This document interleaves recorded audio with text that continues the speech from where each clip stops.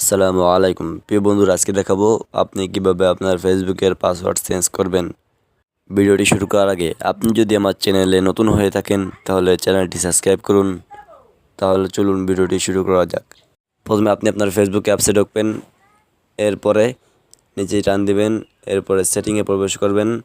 সেটিংয়ে প্রবেশ করার পরে এরকম একটা অপশন আসবে, personal details, password and security, এখানে চাপ দিবেন। চাপ দেওয়ার পরে পাসওয়ার্ড অ্যান্ড সিকিউরিটি এখানে চাপ দিবেন। এরপরে চেঞ্জ পাসওয়ার্ড এখানে চাপ দিবেন।